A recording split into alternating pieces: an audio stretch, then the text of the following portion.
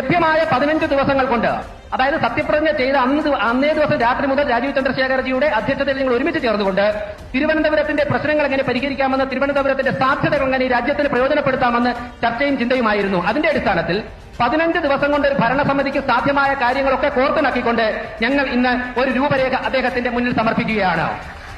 പ്രിയപ്പെട്ടവരെ, ഇത് പൂർണ്ണമല്ല. ഫെബ്രുവരി മാസത്തിൽ സംസ്ഥാന അധ്യക്ഷൻ രാജീവ് ചന്ദ്രശേഖർജി നിർദ്ദേശിച്ചതനുസരിച്ച് വ്യത്യസ്തമായ കോൺക്ലേവുകൾ തിരുവനന്തപുരത്ത് നടക്കും.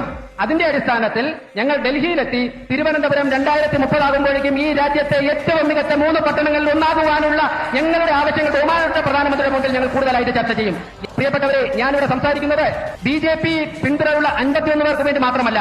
Dear Modiji, I would like to mention you one more thing that I am speaking for the 101 councillors entire team in Trivandrum Municipal Corporation, because the discussions which happened in the previous council, totally they are anxiously waiting to your visit in Trivandrum. എല്ലാ കൌൺസിലർമാരും പ്രധാനമന്ത്രി തിരുവനന്തപുരത്തെ സഹായിക്കുമെന്ന കാര്യങ്ങൾ വളരെ ആകാംക്ഷയോടെ കാത്തിരിക്കുകയാണ്. അതുകൊണ്ട് തന്നെ ആ സുദിനങ്ങളിലേക്ക് നമുക്ക് ഒരുമിച്ച് മുന്നേറാമെന്ന് പറഞ്ഞുകൊണ്ട് ഇത്രയും മികച്ച വിജയം ദേശീയ ജനാധിപത്യ സഖ്യത്തിന് നൽകിയ തിരുവനന്തപുരത്തെ ജനങ്ങളെ ഒരിക്കൽ കൂടി അവരോട് നന്ദി അർപ്പിച്ചുകൊണ്ട് നിർത്തുന്നു. നന്ദി, നമസ്കാരം.